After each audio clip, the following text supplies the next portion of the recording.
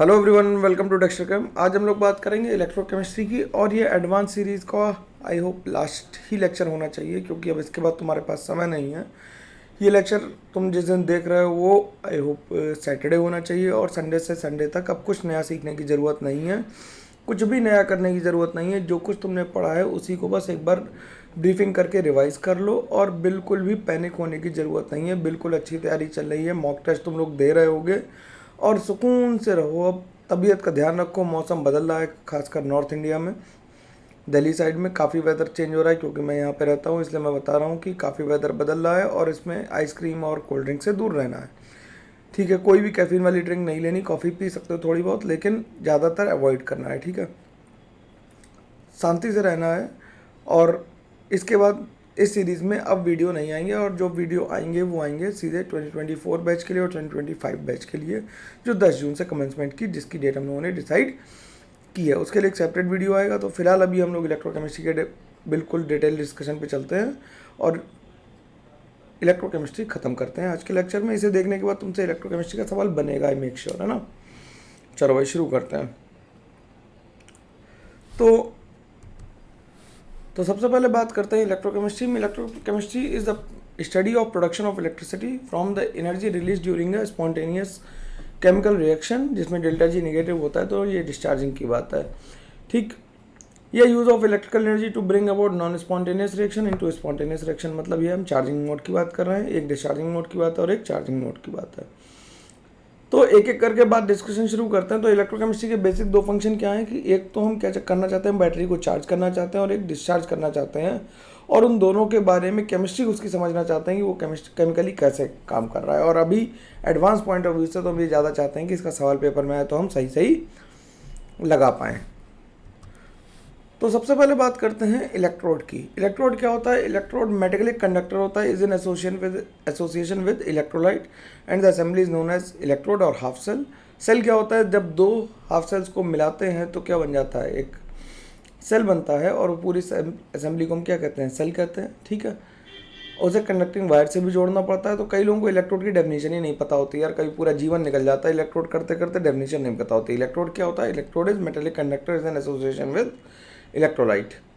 ठीक, अब सेल कैसे होते हैं? सेल दो तरह के हो सकते हैं, इलेक्ट्रोकेमिकल सेल हो सकता है और इलेक्ट्रोलाइटिक सेल हो सकता है। इलेक्ट्रोकेमिकल सेल में क्या होगा? जिसमें केमिकल एनर्जी कन्वर्ट हो जाएगी किसमें? इलेक्ट्रिकल एनर्जी में। और इलेक्ट्रोलाइटिक सेल में क्या होगा कि इलेक्ट्रिकल एनर्जी कन्वर्ट कर देंगे किसमें? केमिकल एनर्जी में हम लोग। इलेक्ट्रोकेमिकल सेल क्या होते हैं? केमिकल सेल और कंसंट्रेशन सेल, दो तरह के सेल होते हैं इलेक्ट्रोकेमिकल सेल। तो सबसे पहले बात करते हैं केमिकल सेल की। बात करते हैं, a net chemical change occurs inside the cell which is responsible for the flow of current. इसका सबसे अच्छा एग्जांपल डेनियल सेल है। डेनियल सेल में क्या करते हैं हम लोग, जरा ध्यान से देख लेंगे डेनियल सेल को। ठीक, तो डेनियल सेल में हमने क्या किया कि दो इलेक्ट्रोड ले लिए, दो कंटेनर लिए, जिसमें एक में कॉपर सल्फेट सोल्यूशन लिया और एक में जिंक सल्फेट लिया, दो ले लिए। लेफ्ट वाले में जिंक ले लिया और इसमें हमने क्या करा, जिंक की रॉड लटका दी और इसमें कॉपर की रॉड लटका दी। तो इलेक्ट्रोकेमिकल सीरीज अगर तुम्हें याद आ रही हो तो इलेक्ट्रोकेमिकल सीरीज में जिंक ऊपर होता है और कॉपर नीचे होता है। जिंक ऊपर होने से क्या होगा कि जिंक का ऑक्सीडेशन होगा और कॉपर का रिडक्शन होगा। ठीक है, तो हमेशा हम याद रखेंगे कि रिडक्शन कहाँ पे होता है? कैथोड पे होता है, और जिंक का ऑक्सीडेशन होगा। यानी जिंक कैसा इलेक्ट्रोड है? निगेटिव इलेक्ट्रोड है। तो निगेटिव पॉजिटिव का एसोसिएशन जो तुम्हारा फिजिक्स के साथ था वो कभी कभी यहाँ पे कंट्रोवर्सी क्रिएट करता है।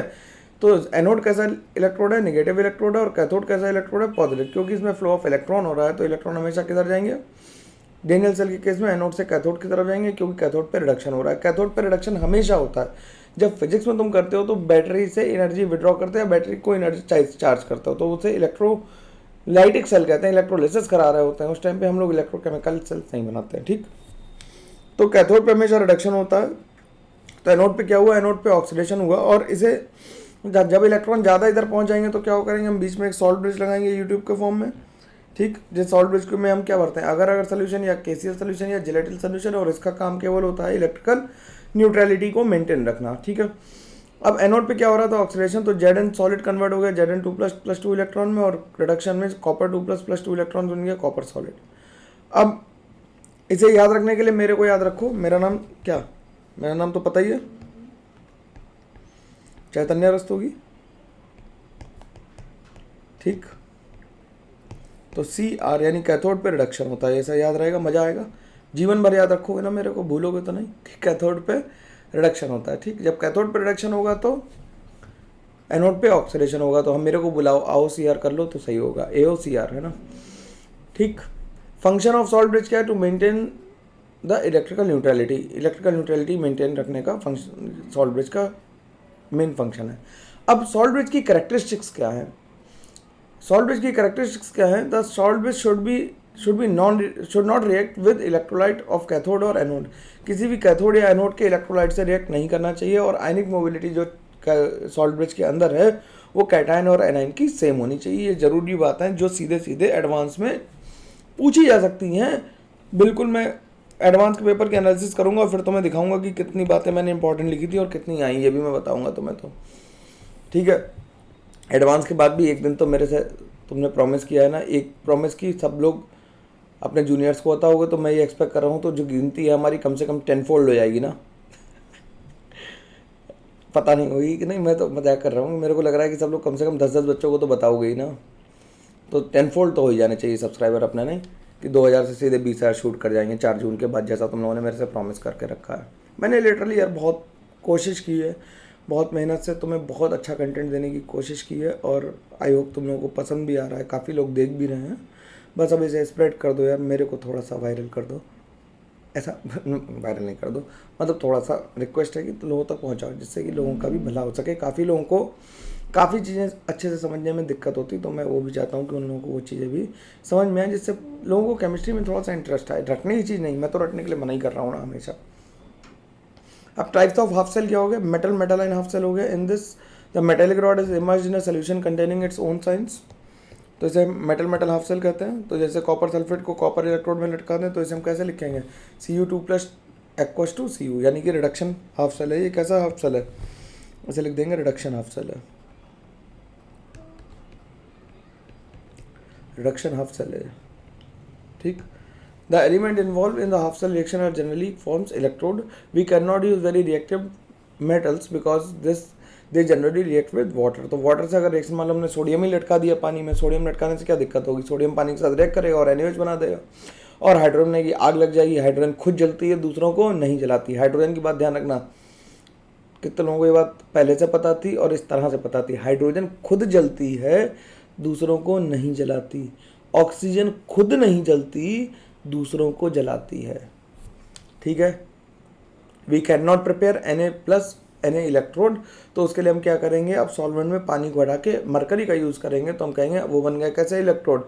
अमलगम इलेक्ट्रोड बन गए। तो metal is in the form of a amalgam, that is it is dissolve और dispersed in mercury rather than in pure form.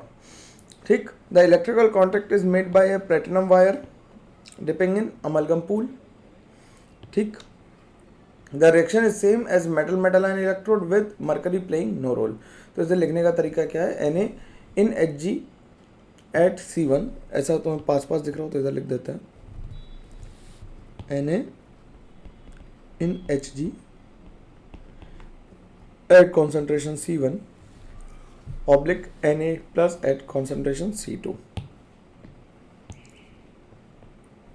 ठीक, अब बात करते हैं गैस गैस आयन इलेक्ट्रोड की। गैस गैस आयन इलेक्ट्रोड में क्या होगा कि हमने एक HCl का सोल्यूशन ले लिया 1 मोलर H+ आयन कॉन्सेंट्रेशन का, और उसमें एक जैकेट लगा के उसमें हमने इग्निशन वायर लगाया प्लेटिनम का और हाइड्रोजन या कोई भी गैस पास की। ठीक, इनके सभी हम हाइड्रोजन ही ले लेते हैं सिंपल तरीके से, और प्लेटिनम वायर से हमने इग्नाइट किया। ठीक, तो H2 गैस जो थी वो इग्नाइट होके क्या बन गई? H+ बन गई। और प्लेटिनम से जब रिएक्शन लिखी जाएगी तो ये लिखी जाएगी प्लेटिनम इलेक्ट्रोड पे हाइड्रोजन गैस H+ में कन्वर्ट हुई। ये काफ़ी लोगों को पढ़ने में दिक्कत होती है कि सर ऐसा इलेक्ट्रोड कैसे पढ़ें। इसका आंसर ये है कि इसे ऐसे पढ़ते हैं कि प्लेटिनम वायर से किसी गैस आयन इलेक्ट्रोड में इग्निशन करके उसे ऑक्सीडाइज या रिड्यूस किया गया है। ठीक, तो 1 atm प्रेशर और 1 मोलर कंसंट्रेशन, इसे हम कहते हैं SHE स्टैंडर्ड हाइड्रोजन इलेक्ट्रोड, और इसका E0 सेल कितना लेते हैं? 0। तो इन जनरल कैसे लिखते हैं? PT solid, X gas, X+ aqueous या X- aqueous depending upon the gas. जैसे हाइड्रोजन के लिए H+ होता है, Cl2 के लिए Cl- होता है, वाटर के लिए OH- या H2O होता है, SO2 के लिए SO4 2- होता है, CO के लिए CO3 2- होता है। हाइड्रोजन इलेक्ट्रोड के लिए क्या करेंगे? ऑक्सीडेशन हाफ सेल अगर हमें बनाना हो, एनोड बनाना हो, तो कैसे बनाएंगे कि हाइड्रोजन का ऑक्सीडेशन हो जाएगा और हाइड्रोजन का रिडक्शन हो जाएगा। सिंपल है बिल्कुल कि H2 कन्वर्ट हो गया H2+ में, तो इसे हम कह रहे हैं ऑक्सीडेशन हाफ सेल, और H2+ कन्वर्ट हो गया H2 में तो हम कह रहे हैं रिडक्शन हाफ सेल। क्लोरीन के लिए क्या करेंगे, क्लोरीन के लिए Cl2 और Cl माइनस लिखेंगे, तो एनोड पे क्या होगा, Cl माइनस का ऑक्सीडेशन होगा, Cl2 बनेगी, और कैथोड पे Cl2 का रिडक्शन होगा और Cl माइनस बन जाएगा। ऑक्सीजन इलेक्ट्रोड क्या है, प्लेटिनम ऑक्सीजन H2O लिखें तो वाटर की रिएक्शन, एनोड पे वाटर का ऑक्सीडेशन किया तो O2 बना। ये रिएक्शन बड़ी इंपॉर्टेंट है, इसे ध्यान रखेंगे हम लोग, लिख के भी ध्यान रखना भाई, इसे तो इंपॉर्टेंट है, ठीक। तो H2O लिक्विड लिया, 4H plus plus O2 plus 4 electron, और कैथोड का मतलब हो गया, ये भी रिएक्शन इंपॉर्टेंट है वाटर का ऑक्सीडेशन और रिडक्शन वाली, कि oxygen O2 plus 2H plus plus 2 electron water बन गया। अब ये था कि जब ऑक्सीजन और वाटर हो, यानी कि ऑक्सीजन यहाँ पे 0 से -2 में आ गया, एक बार ये हो सकता है कि ऑक्सीजन 0 से -1 में आ जाए, यहाँ -2 में आए लेकिन OH माइनस के फॉर्म में आए, तो OH माइनस जब ऑक्सीडाइज होगा तो क्या बनाएगा, O2 और 2 इलेक्ट्रॉन्स, और O2 और वाटर मिलकर 2OH माइनस साइन बना देंगे। अब रेडॉक्स इलेक्ट्रोड क्या होता है, in a platinum wire, if a in this platinum in this a platinum wire is placed in a solution of electrolyte containing ions of an element is more than one oxidation state, ठीक। Platinum wire is dipped in an electrolyte containing Fe2 plus and Fe3 plus, तो इसे electrode को हम क्या कहते हैं, redox electrode कहते हैं। तो इसमें जो Fe2 प्लस है वो खुद ऑक्सीडाइज होगा और Fe3 प्लस क्या हो जाएगा, रिड्यूस हो जाएगा। तो Fe3 प्लस कहाँ जाएगा, कैथोड पे जाएगा, और Fe2 प्लस कहाँ जाएगा, एनोड पे जाएगा। ऐसे एग्जाम्पल हम MnO4 माइनस और Mn2 प्लस के साथ भी ले सकते हैं। तो MnO4 माइनस कहाँ जाएगा, बताओगे कमेंट करके कि MnO4 माइनस कहाँ जाएगा और Mn2 प्लस कहाँ जाएगा। देखते हैं कमेंट कितने लोगों का आता है और कितने लोग अभी भी इन में फॉलो कर रहे हैं। भाई ये भी बताना मेरे को, अगर ये वीडियो देख रहे हो, मेरी बहुत रिक्वेस्ट है तुम लोगों से कि कितने लोगों को फ़ायदा हुआ। जेई एडवांस पास हो गए नहीं हो गए वो दिन पे डिपेंड करता, तुमने मेहनत की, तुम्हें केमिस्ट्री पढ़ के अच्छा लगा, ये बताना। फिर हम लोग कोशिश करेंगे कि एडवांस के बाद एक जूम कॉल रखेंगे, लाइव जाने की कोशिश करते हैं, जूम पे लाइव जाएंगे, उसे रिकॉर्ड करके फिर यूट्यूब पे चलाएंगे प्रीमियर करके, और तुम सब लोग उसमें ज्वाइन करके फिर कमेंट हम लोग खेलेंगे एक दिन, है ना। चलो भाई, ये पेपर का डिस्कशन लाइव तुमसे ही करा जाएगा, ठीक, वादा रहा। इलेक्ट्रोड पोटेंशियल क्या होता है, it is impossible to measure the absolute EMF of a cell, बिल्कुल ठीक बात है। And we can only calculate the relative EMF with respect to some other half cell. हम केवल किसी अदर हाफ सेल के रिस्पेक्ट में ही क्या कर सकते हैं, ईएमएफ निकाल सकते हैं, एब्सोल्यूट ईएमएफ निकालना पॉसिबल नहीं है। अगर हमें रेफरेंस इलेक्ट्रोड चाहिए तो रेफरेंस इलेक्ट्रोड के नाम पे हम क्या ले लेते हैं, जनरली SHE ले लेते हैं, क्योंकि SHE का E नॉट कितना होता है, 0। तो how to assign sign of electrode potential, the oxidation potential of a half cell is given as positive sign and the electrode act as anode in the cell, the reduction potential is given a negative sign. और उसे क्या होगा कि अगर किसी element के लिए हमें दिया हुआ है oxidation potential plus x volt है, तो उसका रिडक्शन पोटेंशियल सेम क्या हो जाएगा, x माइनस हो जाएगा। यानी कि अगर हम ऐसे लिख दें इसे कि हमें दिया हुआ है E0 Cu से Cu2 प्लस, ये हमें x वोल्ट लिखा हुआ है, या प्लस 3.4 वोल्ट लिखा हुआ है, माइनस 3.4 लिख देते हैं, चलो तुम्हें याद रहे जिससे। तो Cu2 प्लस 2 Cu होगा, उसका जस्ट अपोजिट साइन का आएगा, जस्ट अपोजिट साइन का आएगा और वैल्यू वही रहेगी, ठीक। इसका मतलब ये है, तो निकाल लेंगे। अब representation of a cell diagram, cell diagram कैसे यूज़ करते हैं, सेल नोटेशन। हमने एक तो बहुत बड़ा सा सेल बनाया था जिसमें डिब्बे बना के कैटाइन और एनाइन बनाए थे, एक तो वो तरीका था। दूसरा तरीका क्या है कि हम सेल को इस सेल नोटेशन के फॉर्म में लिख दें। तो यहाँ क्या लिखा, इसे कैसे पढ़ेंगे कि zinc is getting oxidise to Zn2+, यानी कि इसका मतलब ये क्या है, ये एनोड है। दो पैरेलल लाइंस लगी है, ये क्या है, ये सॉल्ट ब्रिज है। और इधर कॉपर 2+ रिड्यूस हो रहा है किसमें, कॉपर में, तो ये क्या है, कैथोड है। तो इसे अगर मैं लिख दूं तो ये क्या है हमारा, ये एनोड की तरह बिहेव करेगा, ये सॉल्ट ब्रिज है ही। और इसे हम लिख दें तो ये क्या है, ये कैथोड की तरह बिहेव करेगा। सिंपल बात है इतनी। तो एनोड में क्या हुआ, Zn सॉलिड कन्वर्ट हो गया Zn2+ एक्वस और 2 इलेक्ट्रॉन्स में, और कॉपर 2+ एक्वस प्लस 2 इलेक्ट्रॉन बन गया कॉपर सॉलिड। तो Zn solid plus copper 2+ aqueous gives Zn aqueous plus copper solid. The spontaneous chemical reaction is responsible for the net decrease in free energy. तो W हमें work पता है कि electrical work कैसे निकालते हैं, electrical work is equal to W is equal to charge into potential. तो W is equal to Q into E, और जो वर्क हो रहा है वो किसके बराबर है, माइनस ऑफ डेल्टा G के बराबर है, ठीक। तो Q को हमने लिख दिया क्या, NF, एन फैराडे चार्ज है तो इसे हमने डेल्टा जी को लिख दिया माइनस एन एफ ई, तो यहाँ से डेल्टा जी की वैल्यू कितनी आ गई माइनस एन एफ ई आ गई, और डेल्टा जी नॉट की वैल्यू आ गई minus N F E naught. ये वैल्यू हम पता रखेंगे आसानी से। अब एफ क्या होता है, 1 Faraday is charge of 1 mole of electron नहीं 1.6 इंटू 10⁻⁻⁻19 इंटू 6.023 इंटू 10⁻23। तो 1 फैराडे की इन जनरल जो वैल्यू यूज़ होती है वो 96500 यूज़ होती है। 96500 की जगह 96485 भी यूज़ कर सकते हैं, लेकिन हम इन जनरल वो यूज़ करते हैं। तो ध्यान रखना कि एग्जाम में जो वैल्यू दी हो वही यूज़ करना। तो डेल्टा जी और डेल्टा जी नॉट की वैल्यू फिर से मैंने यहाँ पे लिख दी है, बात समझ में आ जानी चाहिए। अब ई नॉट सेल क्या होगा, E naught cell is equal to E cell हमेशा याद रखा है E cathode minus E anode होगा। तुमने प्रीवियसली जो भी कुछ याद रखा उससे सवाल लग रहे हैं तो ठीक, अगर नहीं लग रहे तो हमेशा ई कैथोड माइनस ई एनोड रखो, क्योंकि इलेक्ट्रोकेमिस्ट्री के सवाल में जो गलती होती है वो प्लस माइनस की ही होती है, इसके अलावा कोई गलती नहीं होती है। तो E cell is equal to E cathode minus E anode ही याद रखेंगे, और जो E naught of cathode minus E naught of anode लेंगे उसमें ई नॉट की वैल्यू हमेशा रिडक्शन पोटेंशियल ही होनी चाहिए। ये बात एकदम फिक्स मान लो, इसे बिल्कुल हमें तय रखना है कि वो कैसी होनी चाहिए, वो रिडक्शन पोटेंशियल ही होना चाहिए। ठीक, अब जैसे इस क्वेश्चन को हमें करना है, कह रहा है calculate the E naught cell of the following cell reaction, तो कह रहा है Zn2 प्लस Zn से Zn2 प्लस और कॉपर डेनियल सेल के लिए निकालना है। तो इसके लिए E cell is equal to क्या हो जाएगा, E naught cell is equal to E naught of cathode minus E naught of anode हो जाएगा। ई नॉट ऑफ कैथोड कितना दिया भाई, कितने लोग ऐसे थे जिनका आंसर आज तक प्लस माइनस में गलती आ रही थी। कैथोड और एनोड तो पहचान ही जाओगे तुम आराम से, क्योंकि जिसका ऑक्सीडेशन हो रहा है वो क्या है, वो एनोड है, और जिसका रिडक्शन हो रहा है वो क्या है, कैथोड है। तो ये आ जाएगा प्लस 1.10 वोल्ट। सिंपल सवाल, आसानी से लग जाना चाहिए, इसमें किसी को कोई प्रॉब्लम नहीं आनी चाहिए। आगे बढ़ते हैं। आगे कह रहा है कि ई नॉट सेल जो है वो इंटेंसिव प्रॉपर्टी है, ये भी कई बार सीधे इंटेंसिव एक्सटेंसिव भी पूछ लेते हैं। तो ई नॉट सेल क्या है, इंटेंसिव प्रॉपर्टी है, कैन नॉट बी एडिटिव है। ठीक है, और इंटेंसिव प्रॉपर्टी कौन सी होती हैं, मैंने यहाँ पे लिख के भी बताया है कि जो इंटेंसिव प्रॉपर्टी है वो कौन सी हैं, which do not depend upon the mass like density. और डेल्टा जी नॉट क्या है, delta G not is extensive property जो एडिटिव होती है नेचर में, और ये कौन सी होती हैं, those which are which depend upon mass। ठीक, तो ई नॉट सेल क्या है, E naught cell of a cell depends upon the makeup of the cell. ये बहुत इंपॉर्टेंट बात है, इसे थोड़ा अंडरलाइन कर दें या हाईलाइट कर दें। इसे हाईलाइट कर देते हैं कि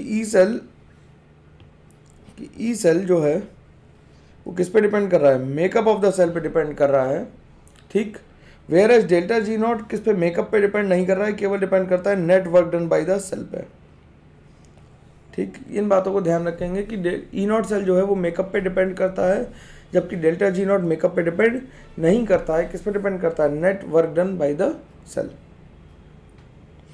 अब जैसे ये क्वेश्चन करना है हमें, ठीक, तो इस क्वेश्चन को करने के लिए क्या करें, हमें क्वेश्चन दिया है गिवन कॉपर 2 प्लस से कॉपर बन रहा है और कॉपर 2 प्लस से कॉपर प्लस बन रहा है, दोनों की ई नॉट हमें दिए हुए और ईएमएफ ऑफ द सेल निकालना है।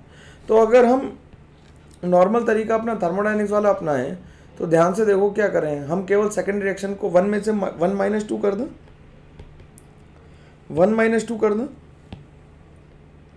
अगर तुमने 1 - 2 डायरेक्टली कर दिया तो आंसर गलत आएगा, क्योंकि ई नॉट को हम घटा या जोड़ नहीं सकते। ठीक, अलग अलग जब एन फैक्टर अलग अलग हो, खासकर तब हमने नष्ट मतलब जो अभी ऊपर जोड़ लिया था या माइनस कर दिया था वो तब जोड़ दिया था जब हमारे पास एन फैक्टर सेम था। अगर एन फैक्टर अलग अलग है तो नहीं जोड़ सकते। ठीक, इस बात को लिख देते हैं, इस बात को लिख देता हूं मैं यहाँ पे कि when n factor in the two redox reactions is different,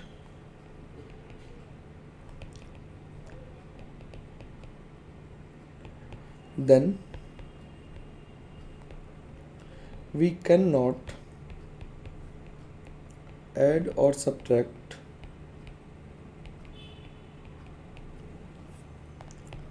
E naught cell. ठीक, तो इसके लिए हम क्या करेंगे, डेल्टा जी नॉट निकालेंगे। तो इसके लिए एन फैक्टर की वैल्यू 2 है, तो डेल्टा जी वन नॉट की वैल्यू हो जाएगी -2 इंटू एफ इंटू 0.337।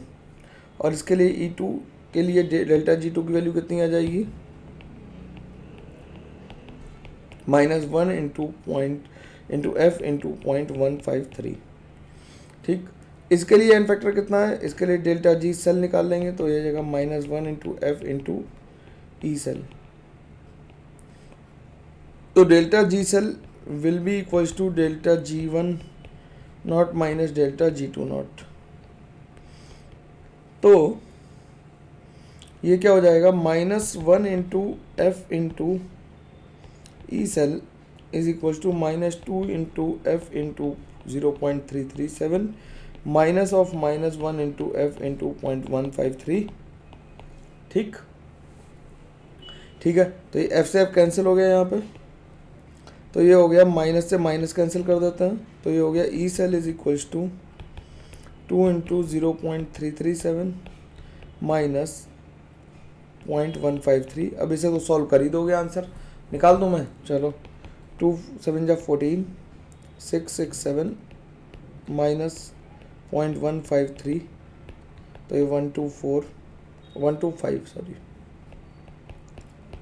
इतने वोल्ट आंसर आ जाएगा सिंपल तरीके से, कोई दिक्कत इसमें नहीं होनी चाहिए किसी को भी। ठीक, अब लैटिमर डायग्राम्स क्या कहते हैं, इसका क्वेश्चन मैंने पिछली बार जब पढ़ाया था तो मैंने कहा था आएगा, और लास्ट ईयर एडवांस में इसका सवाल आया है ना, इसका सवाल लास्ट ईयर एडवांस में आ गया यार, तो इस बार ही आने की उम्मीद तो कम है, लेकिन फिर भी हम लोग देख लेते हैं कि E1 is the standard reaction potential of for Fe to Fe2 plus, E2 is for Fe2 plus two Fe3 plus, और E3 नॉट Fe2 से Fe3 प्लस। तो E1 E0 और E2 3 नॉट में हमें क्या निकालना है, रिलेशन निकालना है। तो Fe gives Fe2 plus plus 2 electrons, इसके लिए हमें E1 नॉट की वैल्यू दे रखी है, ये पहली इक्वेशन हो गई। दूसरी इक्वेशन हमें क्या दी है, Fe2 प्लस से Fe3 प्लस बना और प्लस इलेक्ट्रॉन बन गया, तो ये E2 नॉट दिया है। और हमें जो थर्ड इक्वेशन है वो हमें Fe से Fe3 प्लस बनाना है और प्लस 3 इलेक्ट्रॉन्स करना है। ठीक, तो ये E3 नॉट हो गया। तो इसके लिए डेल्टा G नॉट कितना आ जाएगा, -2 FE1 नॉट के बराबर। इसके लिए डेल्टा G2 कितना आ जाएगा, -1 into F into E2 not. और इसके लिए E3 नॉट की वैल्यू जो आ जाएगी, E3 नॉट के लिए G3 नॉट की वैल्यू आ जाएगी, will be equal to delta G1 naught plus delta G2 naught के बराबर आ जाएगी। ठीक यार, पता नहीं कौन पागल लोग हैं बाहर हॉर्न भी बजाते हैं, वो भी इतनी तेज, इंसान जरूर बनना यार, है ना, क्या कहें। चलो ठीक है यार, हम लोग घर में ही रहते हैं ना, क्या कर सकते हैं। तो ये हो जाएगा -2 into F into E1 not -1 into F into E2 not, और इसकी वैल्यू है -3 into F into E3 not के बराबर।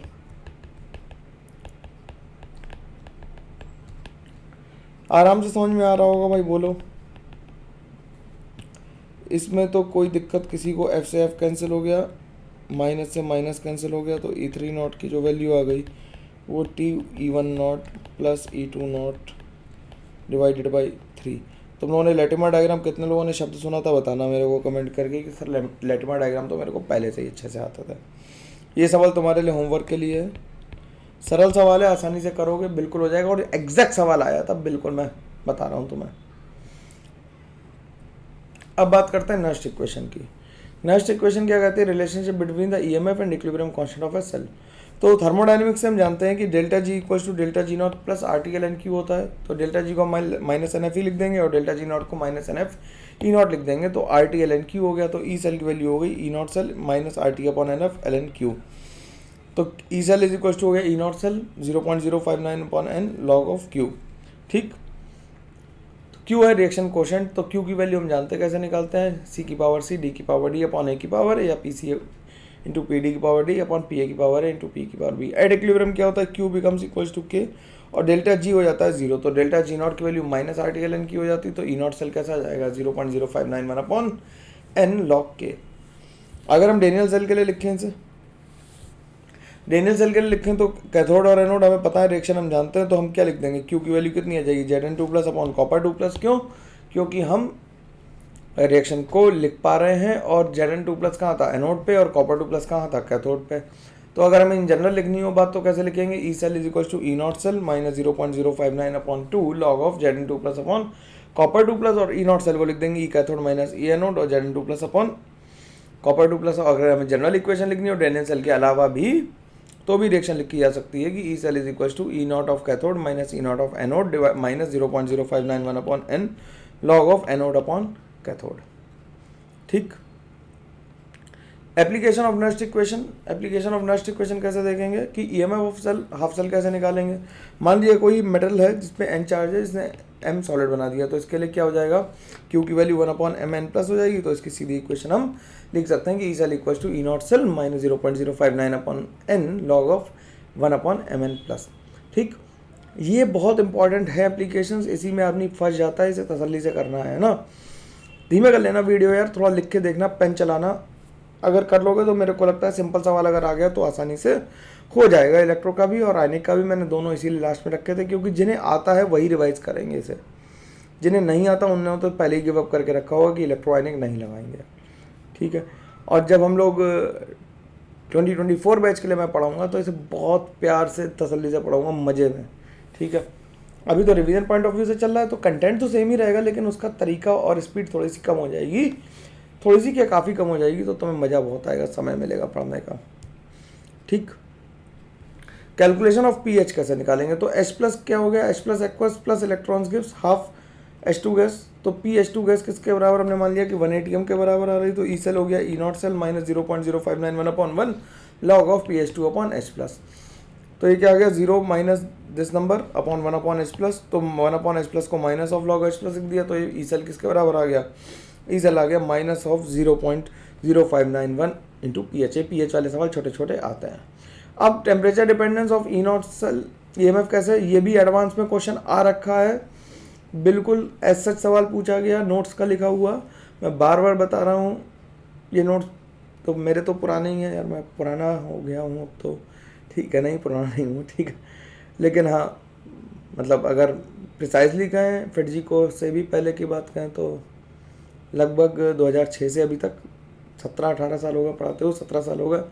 और अगर ऑर्गेनाइज सेक्टर में कहो तो 13-11 साल तो हो ही गए यार पढ़ाते पढ़ाते, तो पुराने तो हो ही गए हैं। ठीक है, चलो कोई बात नहीं, तुम लोग तो पढ़ने पे जोड़ दो और सेलेक्ट होके आओ, फिर हम लोग पार्टी करते हैं। तो डेल्टा जी की वैल्यू क्या हो गई, delta H minus T delta S. तो डेल्टा एस की वैल्यू हो जाती है minus del over del delta G over delta at constant P. इस वैल्यू को यहाँ पे उठा के रख दो। तो N F E cell delta H T, और इस वैल्यू को D over D T of delta G को E N F E cell फिर से लिख दिया।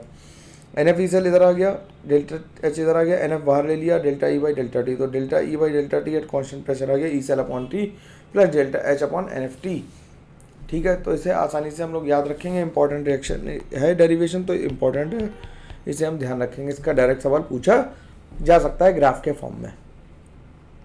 आगे बात करते हैं use of Nernst equation in determining the Ksp of sparingly soluble salt. तो स्पेरिंगली सॉल्युबल सॉल्ट क्या होते हैं, ये पार्शियली सॉल्युबल होते हैं। आयनिक वाली वीडियो में तुम देख चुके हो कि स्पेरिंगली सॉल्युबल सॉल्ट की हम लोग केएसपी निकालते हैं।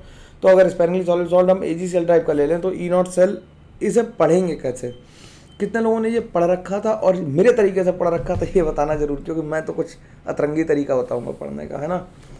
कि ये तुमने कभी किसी टीचर ने तुम्हें ऐसे बताया कि नहीं, ये बताना कि सर ने सर ऐसे ही बताया कर, तो उन्होंने भी ऐसे ही बताया, तो वह महान आदमी है। ठीक है, लेकिन मैं थोड़ा सा तो जैसे मैंने एक्सक्लूडेड वॉल्यूम बताया था तुम्हें, वैसे ये भी नई चीज़ होगी तुम्हारे लिए। और बताने से डर इसलिए नहीं रहा हूँ कि सबको आनी चाहिए, ऐसे हर कोई बताए तो आदमी को फील हो पाएगा ना कि क्या एक्चुअल चल रहा है लैब में। ठीक, तो इसे कैसे पढ़ते हैं, इसे पढ़ते हैं ई नॉट सेल कैसे पढ़ेंगे, ई सी एल माइनस ए जी सी एल और ए जी। मतलब कि एक Cl माइनस काउंटर आयन है जिसमें Ag जो प्लस आ रहा है वो कहाँ से आ रहा है, AgCl से आ रहा है, नॉट फॉर AgNO3। तो ये कहाँ से आ रहा है, ये Ag सॉल्युबल सॉल्ट से आ रहा है और ये इनसॉल्युबल। तो ये मेटल इनसॉल्युबल आयन इलेक्ट्रोड है। कैसा है, मेटल इनसॉल्युबल आयन इलेक्ट्रोड है। और लॉ ऑफ केएसपी, इसे अगर मैं प्रूफ करना चाहूँ तो कैसे करूँ, तो मैंने क्या किया कि दो साइमल्टेनियस रिएक्शन करानी है। मजे की बात है, ध्यान सुनना भाई। हमने दो सोल्यूशन लिए, एक में AgNO3 ले लिया और एक में AgCl ले लिया। हमसे दो बच्चे आए मेरे पास, मान लो ठीक है, दो बच्चे आए कोई, ठीक रंगा बिल्ला समझ लो, कोई भी समझ लो, ठीक। तो दो बच्चे आए हमारे पास, मैं किसी को प्रिसाइज नहीं नाम नहीं ले रहा हूँ कि कोई भी आया हमारे पास, दो लोग, और मैंने कहा कि भाई एक्सपेरिमेंट कर रहा है और तुम्हें ये ई नॉट की वैल्यू निकाल के लानी है। KSP मैंने बता दिया है और ये वैल्यू लिटरेचर में दी, ये निकाल के लानी है। तो एक बच्चे ने कहा कि अच्छा सर ऐसा करना है, उसने कहा ठीक है सर, AgNO3 में Ag का इलेक्ट्रोड लटकाते हैं क्योंकि केमिस्ट्री आती है उसे। उसने क्या किया, इसमें NaCl एक्सेस में डाल दिया। जब NaCl एक्सेस में डाला तो जितना भी Ag होगा बताओ कि वो AgCl के फॉर्म में प्रेसिपिटेट हो जाएगा या नहीं हो जाएगा, हो जाएगा या नहीं हो जाएगा, हो जाएगा। तो अब NaCl AgNO3 के साथ रिएक्शन करके AgCl के फॉर्म में प्रेसिपिटेट हो गया और हमें Ag plus electron gives Ag, इसके लिए ई नॉट अलग होगा, और AgCl से इलेक्ट्रॉन जब मिलेगा तो इसके लिए ई नॉट अलग होगा। ये हमें निकालना था, ये उसने तरीका बताया कि सर ऐसे ऐसे करेंगे और इस पाथ से जाएंगे तो निकल आएगा। दूसरा बंदा स्मार्ट था, वो मेहनती नहीं था। उसने क्या किया, उसने AgCl बाजार से ही खरीद के पानी में डाल दिया और Ag का इलेक्ट्रोड लगाया और सीधे कही कि सर सीधे निकाल लेंगे वैल्यू। तो लेकिन अगर हमारी बात केमिस्ट्री वाली सही है तो ये दोनों x बराबर आने चाहिए थे। ये कैसे आने चाहिए थे, सेम आने चाहिए थे कि नहीं आने चाहिए थे, आने चाहिए थे। तो केस 1 में क्या किया, केस 1 में हमने क्या किया कि हमने AgCl प्रिपेयर किया from Ag plus soluble salt like AgNO3। तो Ag plus electron gives Ag, तो ई सेल क्या हो गया, E naught cell minus 0.0591 upon into log of Ag plus, ये तो मेटल आयन इलेक्ट्रोड लिख दिया। अब हमने क्या किया, Cl माइनस एक्सेस में ऐड किया so that all the Ag plus will be converted into Ag, convert कर दिया। तो हमने क्या किया, Cl माइनस को ऊपर मल्टीप्लाई कर दिया, Cl माइनस का डिवाइड कर दिया। मैथमेटिकली किसी को कोई दिक्कत नहीं होनी चाहिए। अब अगर हम AgCl का KSP लिखें तो हम क्या लिख सकते हैं कि AgCl का KSP हो जाएगा किसके बराबर, Ag plus into Cl minus के बराबर। बोलो भाई, ये तो बात समझ में आनी, क्योंकि आयनिक पढ़ चुके हो, मैं मानता हूँ थोड़ा सा तुम्हें रिवीजन है। तो AgCl कैसे बन गया, K इक्विलिब्रियम इंटू AgCl को हमने लिख दिया KSP, और इसे Ag plus into Cl minus को क्या लिख दिया, KSP। तो यहाँ पे हम KSP रख सकते हैं इसकी जगह पे। तो देखो हमने उठा के KSP रख दिया। तो E cell is equal to E naught cell minus 0.0591 log of Cl minus upon KSP लिख दिया, और इसे फिर खोल के लिख दिया कि क्या हो गया, ये हो गया E cell is equal to E naught cell of Ag plus 2 cell minus 0.0591 log of Cl minus, इसे खोल के लिख दिया। तो ये पहला केस हो गया। केस 2 में क्या किया कि now electrode can be directly treated with a metal insoluble salt electrode. तो इसे हमने Ag प्लस प्लस इलेक्ट्रॉन लिख दिया और इसके लिए ई सेल लिखा। तो ये तो सॉलिड है, तो इसके लिए ई सेल किसके बराबर हो जाएगा, E naught of Cl minus AgCl Ag minus 0.0591 upon 1 log of Cl minus. दोनों पे इक्वेट कर दिया उठा के।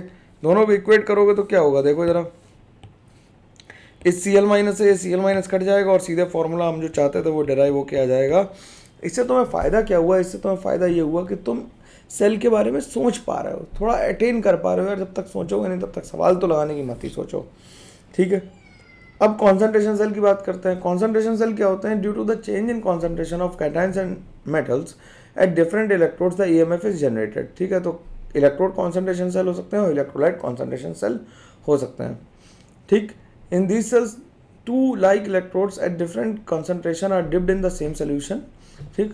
The two hydrogen electrodes at in unequal gas pressures are emerged in same solution of H plus constitute an electrode called concentration cell। तो H2 at pressure P1 Pa और H2 at pressure P cathode और P anode पे ले लिया, तो इसे हम सीधे सीधे ई सेल की वैल्यू लिख सकते हैं। E cell is equal to 0.0591 upon 2 log of P anode upon P cathode, क्योंकि concentration of volume inversely proportional तो इसलिए ऐसा लिख दिया, ठीक। अब इलेक्ट्रोलाइट कॉन्सेंट्रेशन क्या होता है कि मरकरी पे इलेक्ट्रोड जो PV कॉन्सेंट्रेशन है वो अलग है और यहाँ पे अलग है। तो PV एट कॉन्सेंट्रेशन 2 C2 बन गया और P सॉलिड कन्वर्ट हुआ P एट कॉन्सेंट्रेशन C1 पे। तो PV2 प्लस C2 से PV2 प्लस C1 बन गया, ठीक। तो ई सेल की वैल्यू इसमें भी हम लिख सकते हैं आसानी से, इसमें कोई दिक्कत किसी को नहीं होनी चाहिए यार। लिख लिख के देखना भाई, वीडियो पॉज कर लेना, इसे लिखना ही कला है बस, और कुछ नहीं है। समझने वाला काम तुम समझ चुके हो, बस हर बार नेक्स्ट इक्वेशन को अच्छे से यूज़ करना है, दैट्स इट। और इसके अलावा कोई ज़्यादा काम खास नहीं करना है, ठीक। अब बात करते हैं इलेक्ट्रोलिसिस की, ठीक है। इतनी बात समझ में आ गई होगी, तो आगे बात करें हम लोग इलेक्ट्रोलिसिस की। इलेक्ट्रोलिसिस की बात कर रहे हैं तो ड्यूरिंग इलेक्ट्रोलिसिस क्या होती है, electrical energy is used to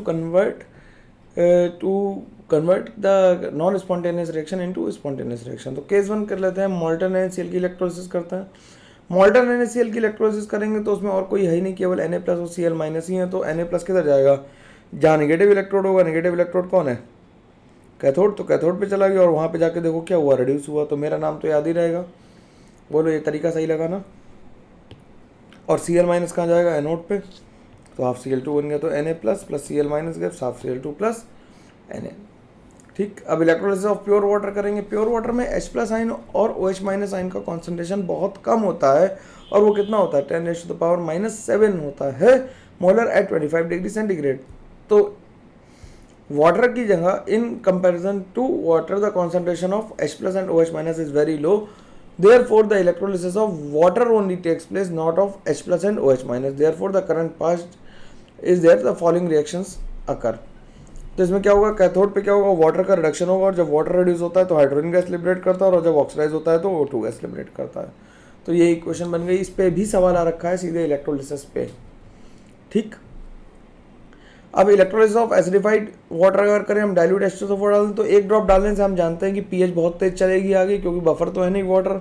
तो in case of acidified water the amount of H3O+ is sufficient, then the oxidation of water will takes place and reduction of H+ will takes place, यानी H3O+ का reduction होगा।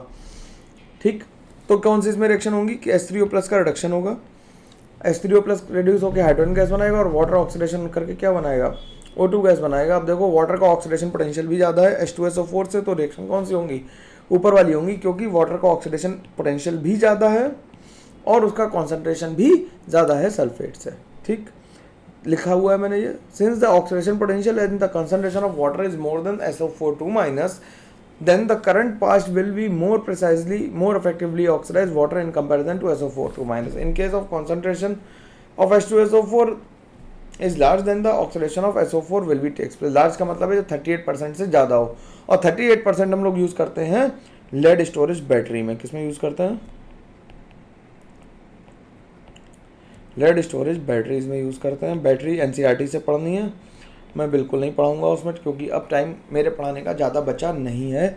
ईमानदारी की बात है, मैं बस अब एक वीडियो तुम्हारे लिए बनाऊंगा कि आखिरी के 7 दिन क्या करना, और उसके लिए मैं कोई PPT नहीं लाऊंगा, एक जनरल बात करूंगा, तुम्हारे लिए मैसेज होगा और नथिंग एल्स, बिल्कुल इनफॉर्मल सा, जिसमें कोई पीछे ग्रीन स्क्रीन नहीं होगी, बिल्कुल कहीं पहाड़ों पर जाके बोलूँगा तुम्हारे लिए। ठीक है, तो उस मैसेज को ज़रूर सुनना। ठीक,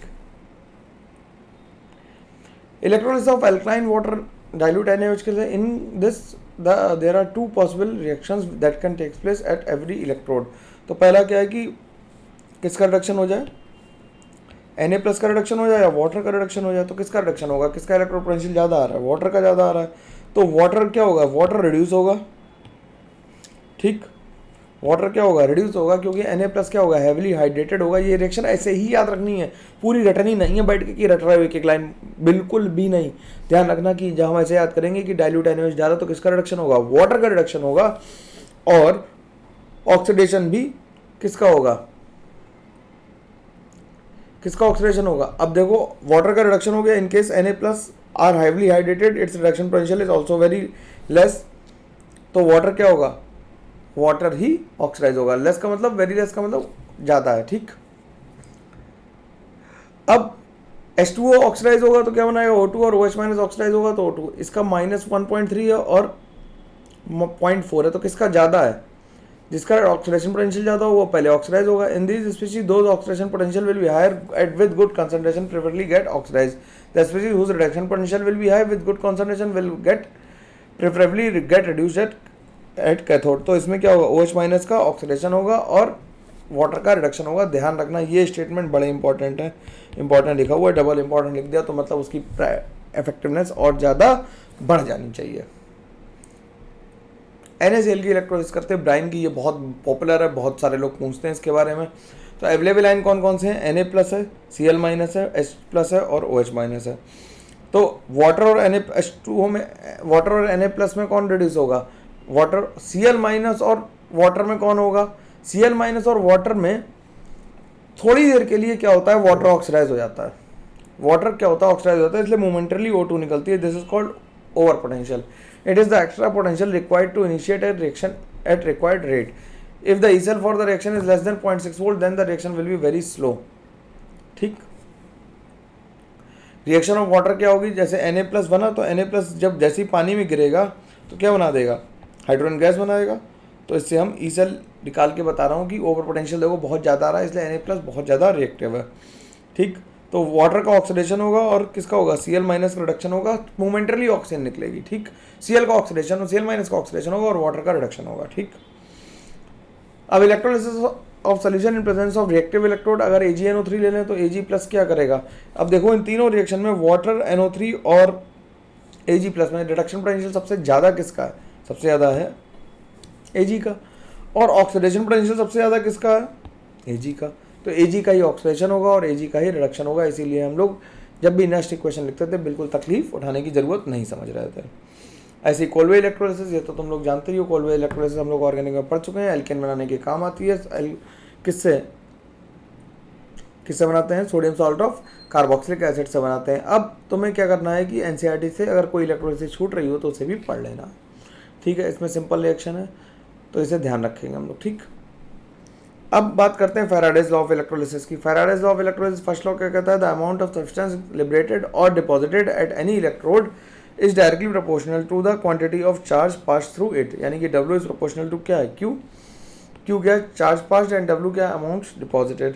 तो W इक्वल टू क्या है, IT, तो W इक्वल टू आ गया ZIT, और I क्या है, करंट है, T क्या है, टाइम है। Where Z is called the electrochemical potential equivalent of the substance, Z is equal to E/96500, E क्या है, इक्विवेलेंट मास है। The electrochemical equivalent is that mass of a substance which is liberated or deposited when 1 coulomb of charge is passed through the solution for 1 second, यानी कि 1 ampere current pass करने के लिए जो 1 ampere current pass करने से जो मास deposit हो रहा है उसे हम क्या कहते हैं, उसे हम इलेक्ट्रोकेमिकल इक्विवेलेंट कहते हैं। ठीक, फैराडेज सेकंड लॉ क्या कह रहा है, सेकंड लॉ कह रहा है the mass of a substance deposited और liberated an any electrode on passing a certain amount of current. अब करंट को फिक्स कर दिया तो किसके प्रोपोर्शनल आएगा, इक्विवेलेंट वेट के प्रोपोर्शनल आएगा। तो W प्रोपोर्शनल आएगा E के लिए, तो W हम QE/96500 लिख देंगे, तो W/W2 will be equal to E1/E2। ठीक, और यहीं से एन फैक्टर की डिस्कवरी हुई, जो तुम्हें तंग करता है नॉर्मेलिटी वाला एन फैक्टर, उसकी डिस्कवरी फैराडे चाचा ने की थी। ठीक है, अब बात करते हैं रेजिस्टेंस की। हम लोग इलेक्ट्रोकेमिकल सेल से अब हम लोग आ गए हैं इलेक्ट्रोलिसिस पे, और अब हम लोग कंडक्टेंस वाले पार्ट पे आ गए हैं, तो इसे भी फटाफट करके ख़त्म करते हैं। ज़्यादा खींचने से कोई फ़ायदा नहीं है चैप्टर को, ज़बरदस्ती का तुम्हें पेन देना नहीं चाहता, कम टाइम में ज़्यादा करो। और संडे के बाद किसी की यूट्यूब पे बस मैं एक बार 5-7 मिनट के लिए और आऊँगा यूट्यूब पे, फिर मैं 4 तारीख तक यूट्यूब से गायब भी रहूँगा। कोई अनाउंसमेंट कुछ नहीं करूँगा, तो मैं बिल्कुल डिस्टर्ब नहीं करूँगा। आराम से पढ़ो, जो भी दिक्कत हो उसके लिए टेलीग्राम ग्रुप पे लिखो, मैं आंसर करूँगा, कोशिश करूँगा मैक्सिमम से मैक्सिमम तुम्हारा आंसर कर पाऊँ, क्योंकि मैं वीडियो रिकॉर्ड नहीं कर रहा हूँ तो मैं खाली होऊंगा, तो मैं तुम्हारा आंसर करूँगा ज़रूर। ठीक है, तुम्हारे लिए ही डेडिकेटेडली बैठा हूँ, तुम सेलेक्ट हो जाओ, इससे ज़्यादा हमसे ज़्यादा खुश शायद ही दुनिया में कोई होगा तुम्हारे सिलेक्शन से। ठीक, क्योंकि तुम लोग फर्स्ट बैच हो यूट्यूब पे मेरा। ठीक है, चलो भाई आगे देखते हैं। It is the hindrance provided by a conductor in the passage of current and it is measured in terms of ohm. तो आर प्रोपोर्शनल हो गया L/A, L लेंथ है, A area of cross section है, तो R equal to ρL/A हो गया, रो resistivity हो गया। तो R की वैल्यू रो के बराबर तब होगी जब लेंथ 1 हो जाए और एरिया भी 1 सेंटीमीटर स्क्वायर हो जाए। तो resistivity is the resistance offered by a conductor wire having unit length and unit cross sectional area. Conductance क्या है, is with which the electricity flows through a solution. तो G प्रोपोर्शनल इक्वल टू हो गया 1/R के। ठीक, unit क्या हो गया, ओम इनवर्स। ओम इनवर्स को म्यू इनवर्स लिख सकते हैं, OHM-1 लिख सकते हैं, म्यू लिख सकते हैं। ऐसा यूनिट क्या होती है, सीमेन होती है। स्पेसिफिक कंडक्टेंस या conductivity kappa is equal to 1/ρ, kappa equal to 1/R into A/L। तो kappa equal to 1/R into L/A लिख देंगे, तो kappa equal to G into L/A हो जाएगा। L/A को सेल कॉन्स्टेंट कहते हैं, और ये तो हमें पता ही है, तो इसकी यूनिट क्या हो जाएगी, सीमेन मीटर इनवर्स हो जाएगी। सीधे सीधे काट पीट के लिख दी, ओम इनवर्स सेंटीमीटर इनवर्स को सीमेन मीटर इनवर्स लिख दिया, अगर हम SI में लिखना चाहते हैं। कंडक्टिविटी ऑफ सोल्यूशन, अब क्योंकि हम वायर्स की कंडक्टिविटी की तो बात करेंगे नहीं, हमें तो सोल्यूशन की कंडक्टिविटी की बात करनी है। तो कंडक्टिविटी सोल्यूशंस की 2 तरह की हो सकती है, या तो इक्विवेलेंट कंडक्टिविटी होगी या मोलर कंडक्टेंस होगा। इक्विवेलेंट कंडक्टेंस क्या होगा, the conducting power of all ions produced by 1 gram equivalent of a electrolyte in a given solution is called equivalent conductance. और relationship between the specific conductance और equivalent conductance निकालें तो हम क्या मान लेंगे कि एक सीसी में जो भी आयंस हैं उनके द्वारा जितना कंडक्टेंस प्रोवाइड हो रहा है वो हमारा क्या है, वो कप्पा है, और इनटू हम कर दें वॉल्यूम इन सीसी। तो लैम्डा इक्विवेलेंट किसके बराबर आ जाएगा, कप्पा इंटू वॉल्यूम आ जाएगा, इसे बिल्कुल ध्यान रखना। अब वॉल्यूम को हम कैसे निकालेंगे, तो नॉर्मेलिटी क्या होती है, number of gram equivalents upon volume into 1000। तो नॉर्मेलिटी किसके बराबर है, वॉल्यूम किसके बराबर आ जाएगा, 1/n आ जाएगा। 1 क्या नंबर ऑफ ग्राम इक्विवेलेंट, तो जो लैम्डा इक्विवेलेंट आ जाएगा वो कितना आ जाएगा, कप्पा इंटू 1000/n, तो इसकी यूनिट आ जाएगी siemens metre square upon equivalent. इसी तरह से मोलर कंडक्टिविटी लिखोगे तो कप्पा इंटू 1000/m आ जाएगा, और इसे अगर हम सॉल्विलिटी के फॉर्म में लिखेंगे तो S आ जाएगा। Variation of conductance with dilution करें तो on lowering the concentration equivalent conductance और मोलर कंडक्टिविटी क्या होगी, इंक्रीज करेगी, लेकिन स्पेसिफिक कंडक्टेंस क्या करेगा, डिक्रीज करेगा। ऐसा क्यों होता है तुम बता पाओगे, 1 सेकंड का पॉज दो, बताओ, फिर तो मैं एक्सप्लेन कर ही रहा हूँ, कमेंट करके बताओ कि लैम्डा और इक्विवेलेंट कंडक्टेंस तो डिक्रीज कर रहा है क्योंकि कॉन्सेंट्रेशन के इन्वर्सली प्रोपोर्शनल है, ये तो बात समझ में आसानी से आती है, लेकिन स्पेसिफिक कंडक्टेंस क्यों इंक्रीज कर रहा है। 1 मिनट का पॉज है, आराम से बताओ। तो मैं बताता हूँ, तुमने अभी तक कमेंट कर दिया होगा, मैं मान लेता हूँ कि on increasing the dilution ionic mobility increases and steric hindrance decreases. इसलिए क्या हो रहा है, कंडक्टिविटी इंक्रीज कर रही है। On increasing dilution the number of ions per unit volume decrease कर जाएंगे, जिसकी वजह से कप्पा क्या हो जाएगा, कप्पा कम हो जाएगा, यानी स्पेसिफिक कंडक्टेंस क्या हो जाएगा, कम हो जाएगा, क्योंकि number of ions per unit volume कम हो जाएंगे। एट इनफाइनाइट डाइल्यूशन और almost zero concentration equivalent conductance and molar conductance attains their maximum value. This value is called equivalent conductance or molar conductance at infinite dilution or zero concentration. तो lambda infinity लिखें या lambda zero लिखें, they are the same thing. lambda infinity का मतलब है at infinite dilution और zero का मतलब है zero concentration. Strong electrolytes पहले से ही पूरे टूट जाते हैं, so the increase in conductance is due to the ionic mobility or decrease in interatomic repulsions. ठीक, क्योंकि अगर हम NaCl को एक बड़े सी टंकी में डाल दें तो एक एन इधर होगा, एक एन उधर होगा, तो उनके बीच में इंटरआयनिक अट्रैक्शन या रिपल्शंस नहीं हो पाएंगे, ठीक, इंट्रैक्शंस नहीं हो पाएंगे। और वीक इलेक्ट्रोलाइट में क्योंकि अल्फा इंक्रीज करता है इसलिए कंडक्टिविटी बढ़ती है या कंडक्टेंस बढ़ता है, ठीक। स्ट्रॉन्ग इलेक्ट्रोलाइट को समझाने के लिए ऑन्सगर ने एक इक्वेशन जी, जिसका क्वेश्चन फिर से डायरेक्ट एडवांस में आया है, lambda m is equal to lambda m0 minus a√c। तो कॉन्सेंट्रेशन ऑफ इलेक्ट्रोलाइट ले लिया, तो ए की value concentration for given solvent and A जो किस पे डिपेंड करता है, for constant for a given solvent in temperature and only depends upon the type of electrolyte. तो मैंने ये कर्व बनाया, बिल्कुल यही कर्व आया था, शायद मेंस में आया था या एडवांस में आया था, एक बार देख लेना इसे, कि ये वीक इलेक्ट्रोलाइट के लिए है ये कर्व, ये वीक इलेक्ट्रोलाइट के लिए और ये 3 स्ट्रॉन्ग इलेक्ट्रोलाइट्स के लिए है। तो इसमें KCl NaCl और कॉपर सल्फेट मैंने लिख दिया है। अगर हम वैसे देखें तो आयनिक करेक्टर जैसे जैसे कम होगा वैसे वैसे स्लोप भी धीरे धीरे नीचे होता है, बढ़ता जाएगा, स्लोप तेजी से नीचे गिरेगा, ठीक। अब calculation of degree of dissociation कैसे करेंगे, कैलकुलेशन डिग्री ऑफ डिसोसिएशन कैसे निकालेंगे कि किसी गिवन कंसंट्रेशन पे कितना टूट रहा है और इनफाइनाइट डाइल्यूशन पे कितना टूट रहा था, उससे अल्फा निकल जाएगा, ठीक। अब इसके बाद बात होती है कोलेरिस लॉ, ये तो सबको आता है, बिल्कुल थर्मोडायनामिक्स जैसा ही कि at infinite dilution when the dissociation is complete each ion makes a definite contribution towards the molar conductance of electrolyte irrespective of the nature of the other ion which is associated और the molar conductance at infinite dilution for any electrolyte is given by its ion. सारे सबको जोड़ दो, जितना आ रहा है conductance lambda m वही हमारा एक्चुअल कंडक्टेंस है। तो लैम्डा m की वैल्यू आ जाएगी lambda plus not plus lambda m, अगर ax by के लिए निकालें तो x है y प्लस प्लस y भी x माइनस, तो lambda m is equal to आ गया x lambda ay plus plus y lambda b minus, ठीक है। अब इसके बाद बात बचती है बैटरीज की और इसके क्वेश्चंस की। तो यार क्वेश्चंस अपने आप जो सरल सरल लगें वो लगाना, जिन्हें अच्छे क्वेश्चंस पहले से आते हैं वो उन्हें दोबारा रिवाइज कर लेना, आर्काइव वाले क्वेश्चन रिवाइज कर लेना। हर जगह पे आर्काइव के क्वेश्चंस भी अवेलेबल हैं और सॉल्यूशंस भी अवेलेबल हैं, तो उन्हें ज़रूर कर लेना, मेरी रिक्वेस्ट है तुमसे। मैं बिल्कुल अब इनके रिकॉर्ड नहीं करूँगा, मैंने कह दिया, वो अगली साल वालों के लिए करूँगा, उनके लिए करूँगा, लेकिन अभी तुम लोगों के ऊपर और प्रेशर नहीं डाल सकता, केवल इसलिए नहीं कर रहा हूँ, उसकी ज़रूरत अब नहीं है। क्योंकि अगर मैंने बना भी दिए सवाल और तुम्हें सिखा भी दिया तो अब तुम प्रैक्टिस नहीं कर पाओगे इतने लेट। शायद मेरे को अगली बार ये कोर्स में, जब ऐसा कोर्स होगा तो एडवांस के लिए तो जनवरी के बाद चालू करूँगा, जिससे धीमे धीमे पढ़ाऊँ और 15 दिन पहले कम से कम ख़त्म कर दूँ। तो अगली बार के लिए ऐसा करेंगे। लेकिन यार इस बार मैं थोड़ा सा इमेच्योर था यूट्यूब के पॉइंट ऑफ व्यू से, शायद लेट हो गया, उसके लिए सॉरी। तुम्हारा पेपर अच्छा होगा, परेशान बिल्कुल होने की जरूरत नहीं है। 50 मिनट में हम लोगों ने इलेक्ट्रोकेमिस्ट्री भी कर ली और इतनी ही तेज़ तुम्हें रिवाइज करना था जिससे सरल क्वेश्चन बन जाए तुमसे। ध्यान रखना है एडवांस में निगेटिव मार्किंग से बचना है, ठीक है। अच्छे से पढ़ते रहो, ध्यान रखो अपना, तबीयत ख़राब मत करना। आखिरी के 7 दिन बचे हैं, लगभग 7 साढ़े 7 दिन बचा है, तो रिलैक्स करो, आखिरी के 2 दिन बिल्कुल मत पढ़ना। और मैं फिर से एक बार तुमसे मिलूँगा ज़रूर, मैं एडवांस से पहले 1 तारीख को तुमसे फिर से बात करते हैं। तब तक के लिए चलो, थैंक यू वेरी मच, मिलते हैं। Okay bye bye, take care, ध्यान रखना अपना। Okay bye.